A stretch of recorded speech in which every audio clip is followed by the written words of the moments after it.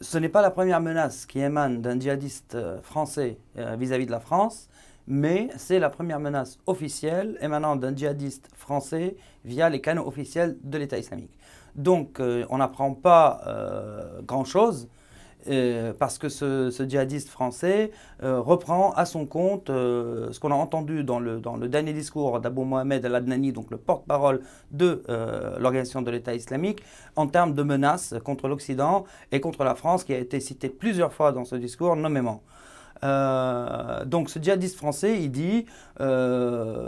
Mera est un exemple à suivre et qu'il y en aura des milliers comme lui et que des civils seront attaqués, qu'il appelle les musulmans en France à attaquer des civils en France dans une sorte de volonté de représailles contre les frappes françaises en Irak, qu'il estime avoir eu lieu contre des civils ou qui ont causé, selon lui, des pertes civiles.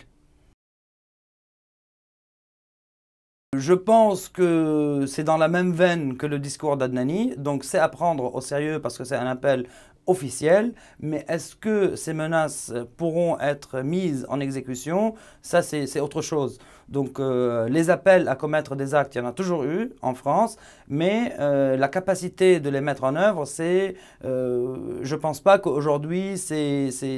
jouable, hein, pour dire les choses comme elles sont. Mais bon, ça n'exclut pas qu'il y ait des attaques au nom de l'État islamique, mais ça serait plutôt des attaques du genre de ce qu'on appelle les loups solitaires, donc des gens qui ne sont pas encore connus et qui n'ont pas été en série et qui ne sont pas identifiés. Donc c'est un appel au meurtre, c'est un appel à la haine, mais au-delà de la réalité du danger, je pense qu'il y a un effort de communication, une communication de terreur pour instaurer une sorte d'ambiance d'insécurité, de méfiance, de terreur dans les pays occidentaux et au-delà des pays occidentaux, dans tous les pays d'où proviennent les combattants de l'État islamique. Parce que dans cette même vidéo, à la fin de cette vidéo, on voit deux djihadistes marocains par exemple. Donc voilà, c'est pour dire que l'État islamique veut passer un message comme quoi ce n'est pas l'Occident ou la coalition qui définit les frontières de cette guerre, mais c'est lui qui va exporter cette guerre au-delà des frontières de la Syrie et de l'Irak vers les pays de cette coalition.